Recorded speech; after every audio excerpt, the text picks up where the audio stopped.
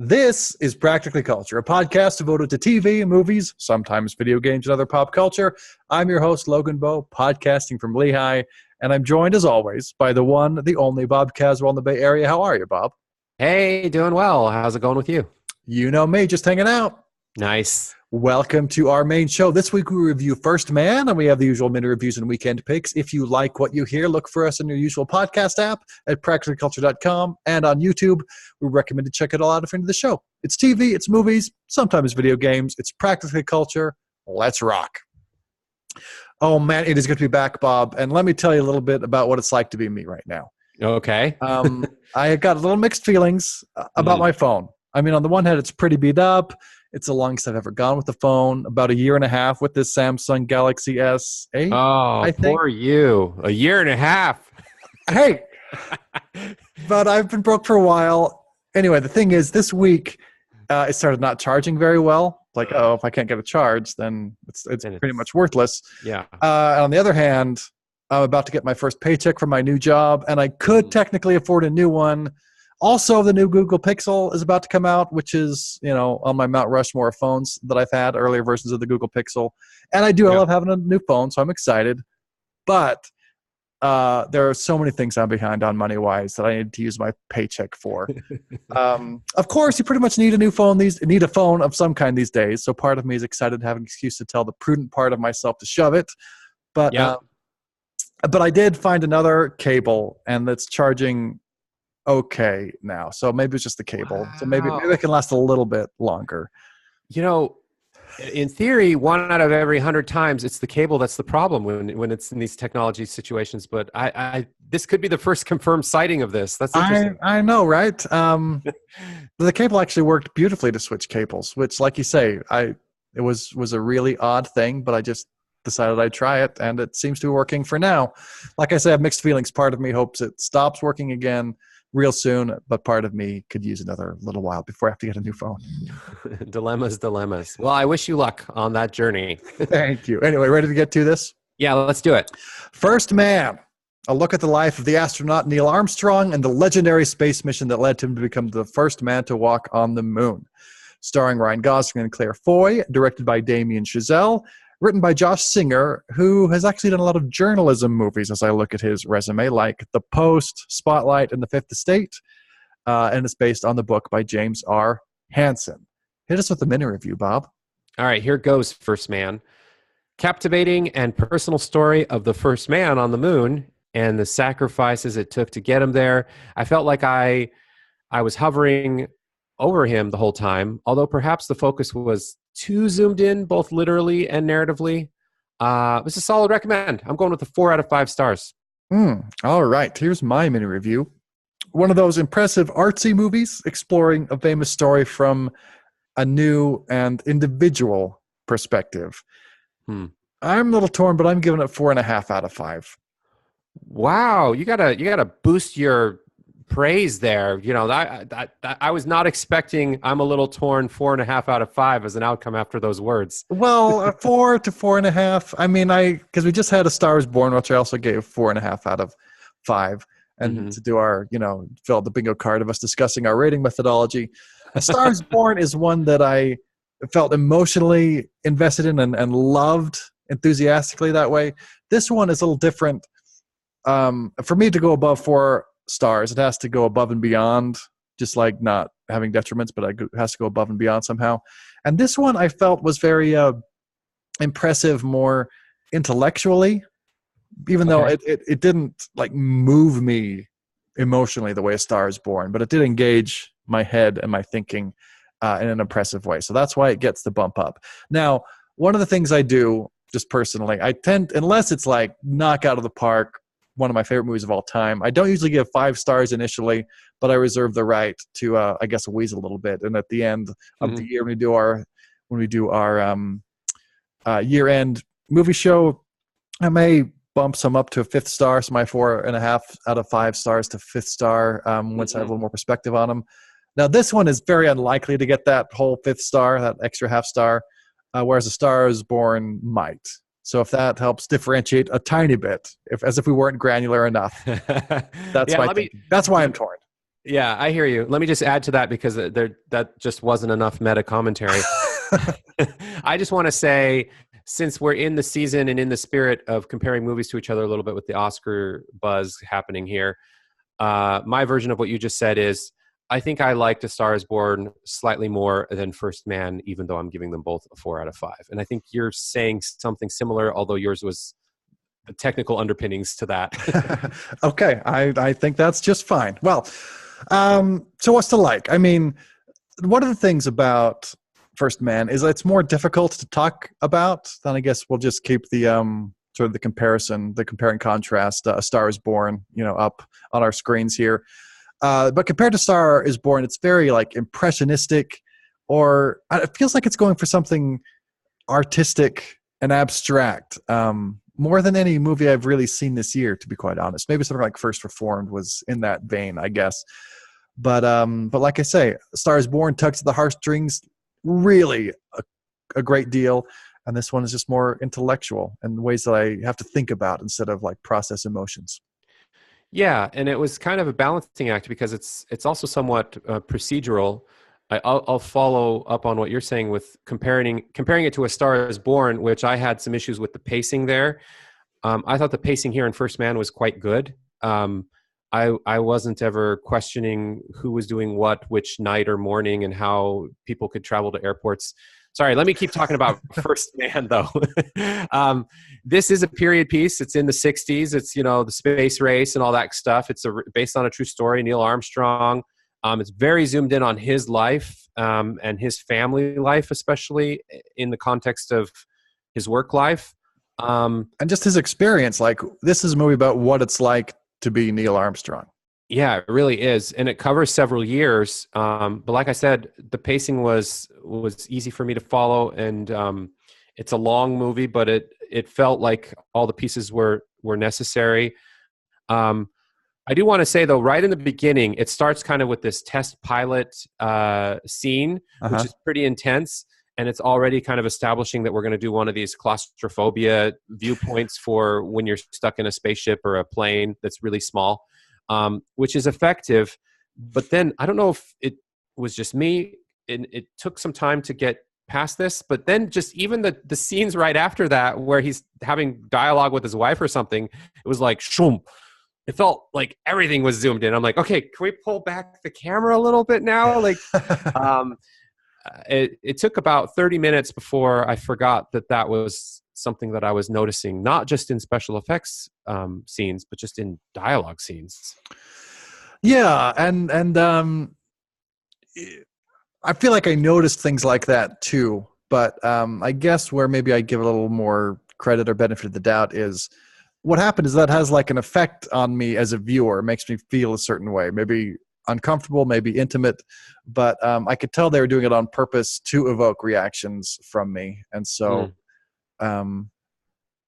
like I say, when I can see that, and but it did sort of go away as something I was acutely aware of, like you say, after a little while. But to me, I find that the artsy, impressionistic stuff that I normally like, just the fact that they're trying something like that. But I can't disagree that it was there. Right. Yeah, but the perspective is extremely first person, like you say. I also wrote down, I was going to mention that first scene, space plane disaster. It feels very scary and urgent, and then a lot of other things, especially anytime they were in a capsule. We could feel like the tangible violence of some of those liftoffs. And they even mention it sometimes, like when they go from the Gemini. I always said Gemini in school, but I guess Gemini is apparently the way this movie wants to say it. Right. To the Apollo with the Saturn V rocket. They even mention that'll be a real bumpy ride. And the emotions are even sort of repressed in a way that I can almost feel. I don't know if you got that, but I felt like he was very calm, like almost too calm. When his daughter dies, he says at one point, "Yeah, it wouldn't make sense for that not to have an effect," but just a very calm, matter-of-fact way. Or, yeah. "Hey, I got the job." Okay, are you happy or sad about this? I can't tell. Right. The way I like to think of this, I just thought of it, is I really feel like this movie captured well what it must have been like for my parents to have been my age. Yeah, in the Um, 60s or in the wherever. 60s, like, oh, okay, so he's obviously in his late 20s, early 30s as the movie progresses, or mid 30s, whatever, it doesn't matter.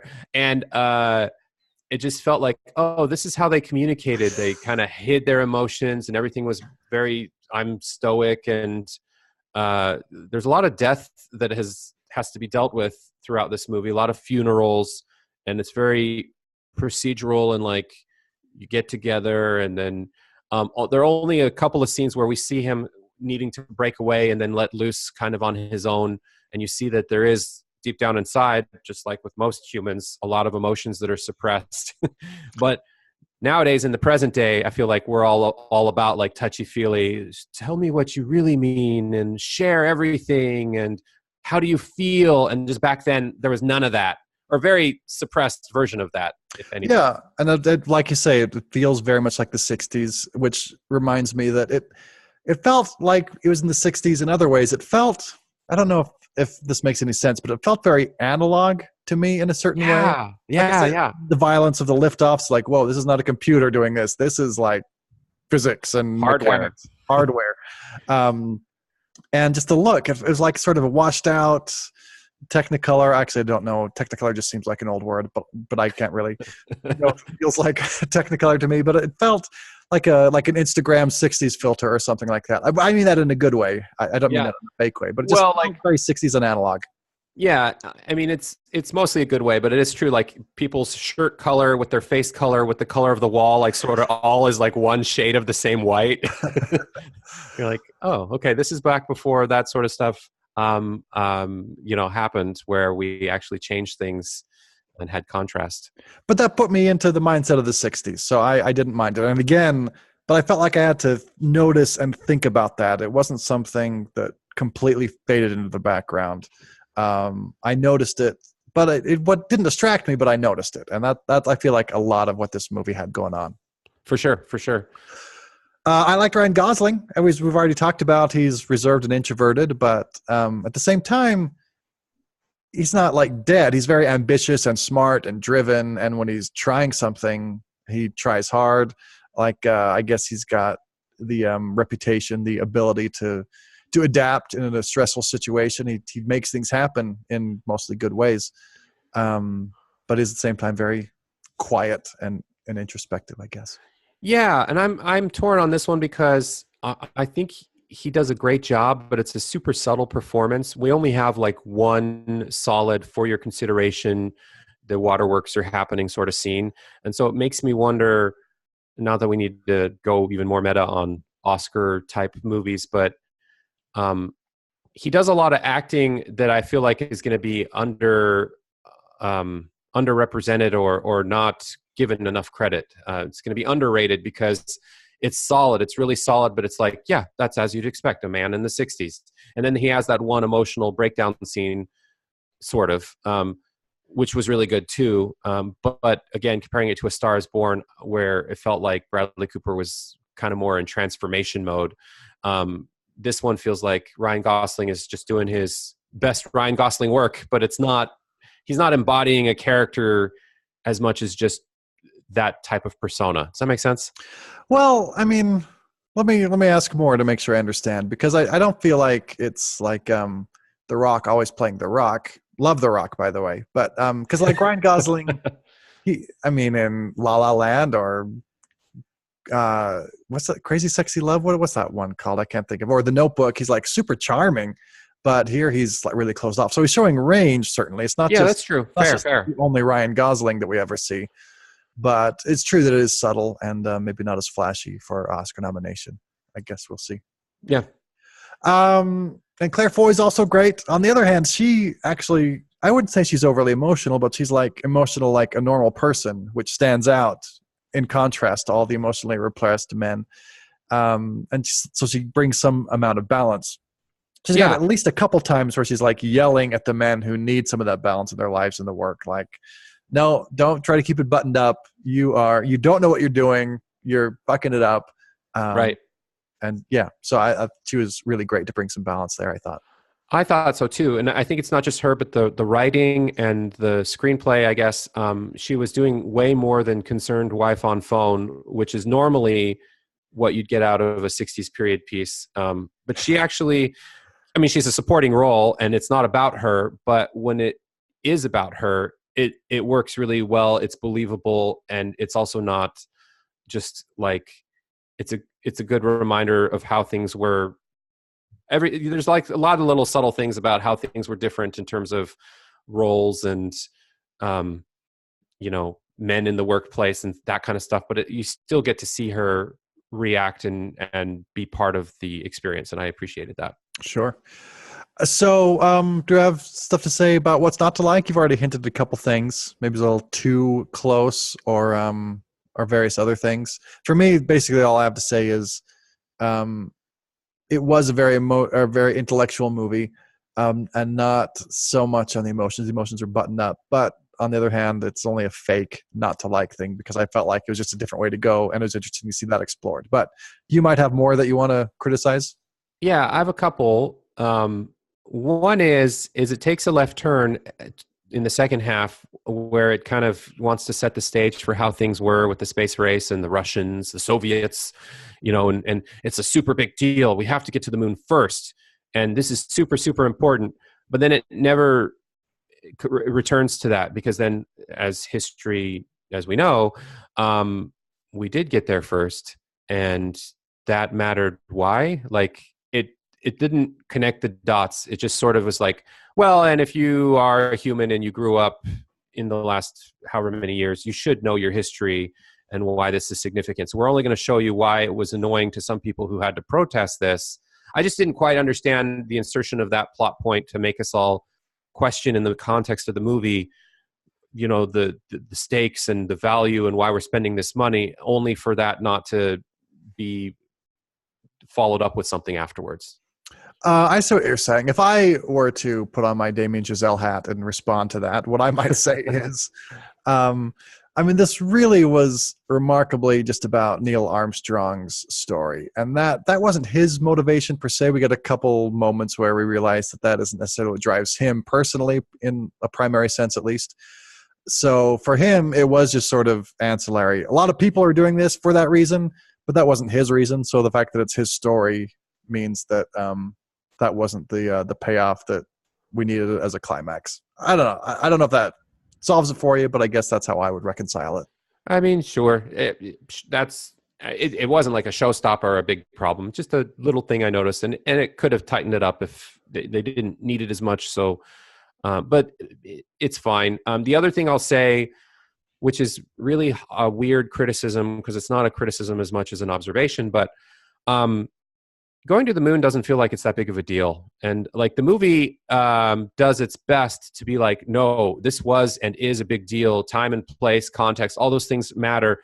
But in the end, that last scene was super drawn out in terms of land for a story where the ending, because we all know. It was a little long and drawn out, and then you just see like what almost looks like black and white footage of the moon's surface, and I'm like, yeah, maybe it's just too many years of Star Wars and Star Trek, but this didn't need 30 minutes of slow motion walking almost. That's what it felt like. But I am being a fuddy-duddy, and it was artistically fine, I guess. Well, so the artistic nature that I noticed there was just how calm it was, for there being so much tangible palpability, sometimes violence in so much of the rest of the movie. Death, fires, huge rockets blasting off. On the moon, it was by contrast silent and just calm, and I don't know. So the fact that it was a contrast made me maybe pay attention and notice more. But I like that. That's actually a good explanation. Okay, sold. That works. I don't know. All right. So, anything more to say? I think it's practically endorsed, sounds like. Yeah, check and check. We are giving this our recommend stamp of approval. It's a good movie. I'd say go out and see it. It's good. Right on. Okay, let's get to some mini reviews. Do you have a mini review for us this week, Bob? I do. I want to mini review Bad Times at the El Royale. Ah, okay. This is another recent release out. Here's my mini review.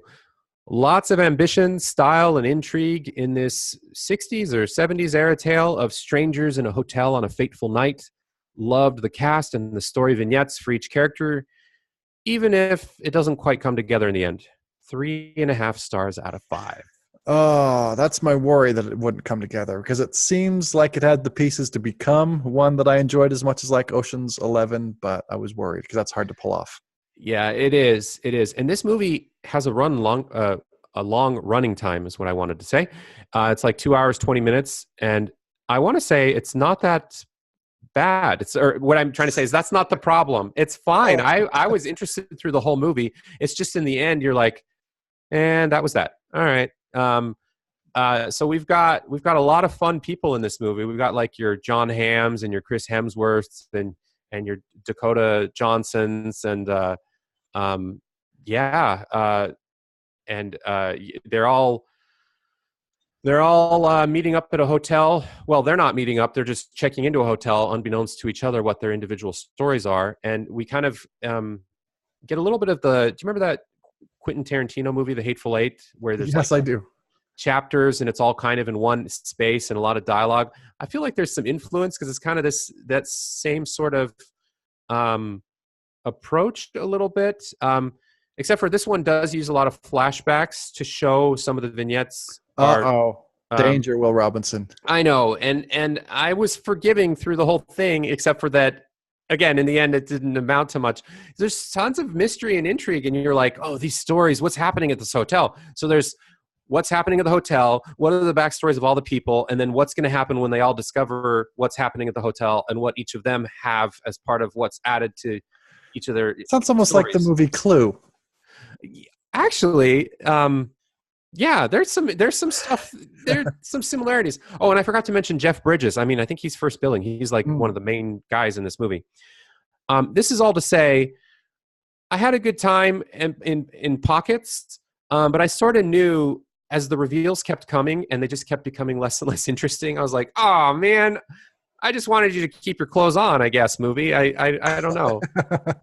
Don't read too much into that, but it's fine. It's a good time. It's not a bad time at the El Royale. Zine, it's a good time. And I almost might recommend it for you, Logan, more than for most. Just because it feels more like your type of movie. Feels pretentious and or what's my kind of movie? Your words, not mine, but sure, we'll go with that. I can't quite recommend it, but I don't think you'll be disappointed, peeps out there. So 3.5 stars. There you go. Right on. Well, it's time for some weekend picks. And I keep looking at the list. It's hard for me to find something that I really think that I will be watching, if I'm honest. But I'll throw a few titles out there just in case there is something someone will watch. We got The Connors, which is like the new and improved, the old and unimproved Roseanne without Roseanne. Okay. Famously, whatever happened there. Who knows if that'll be any good, even though the first new season of Roseanne was surprisingly watchable. I'm going to mention Making a Murderer season 2. A lot of people watched it on Netflix. I never got around to it, but I know that caused kind of a splash, and so we've got a second season coming up.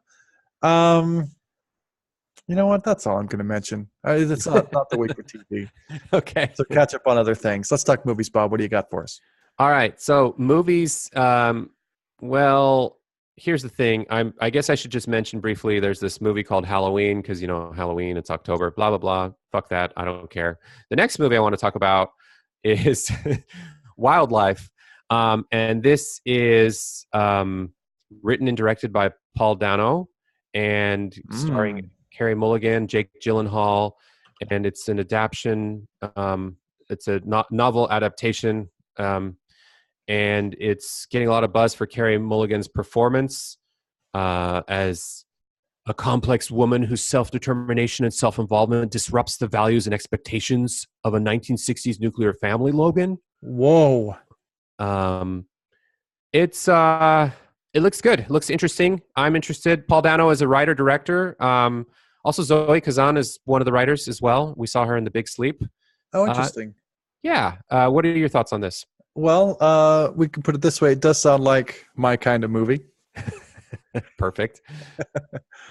Although it seems like it might be limited release, and we'll see if we can actually get to it. Next up is mid-90s, another one that might only be limited release, and another one where I'm interested in the writer-director, Jonah Hill.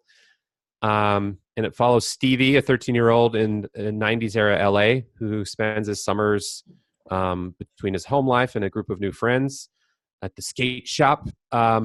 It's listed as a comedy, but I didn't see anything funny when I saw the previews. Yeah, did you say Jonah Hill, right? Right, yeah. We got all these actors being directors like Paul Dano and Jonah Hill and Bradley Cooper in this little month period. Until you said Bradley Cooper, I thought you were going to go with people who are like a decade younger than us. And you're like, wow, you can direct now? Okay. Somehow I feel like that's a skill for people older than me only, but that's not how life works because I keep getting older. So fair enough. Even Damien Chazelle is probably a little younger than us. Yeah, he's younger than us. Yeah. What a jerk. But yeah, it seems like I've heard good things about this, even though when I see the trailer or whatever, I'm a little skeptical or hesitant, maybe I'll say. Me too, or disinterested almost. I'm like, oh, that's what this is? Then we've got Can You Ever Forgive Me? Now, this is getting some Oscar buzz.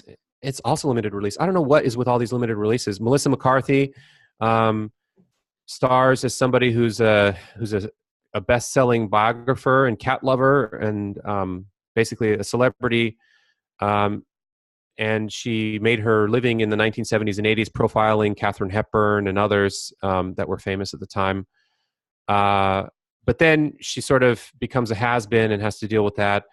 I don't know. Another one where I feel like we need to stay on top of this. And Melissa McCarthy, I almost want to say I enjoy her more when she gets more dramatic and less just slapstick comedy-like. So this could be really good.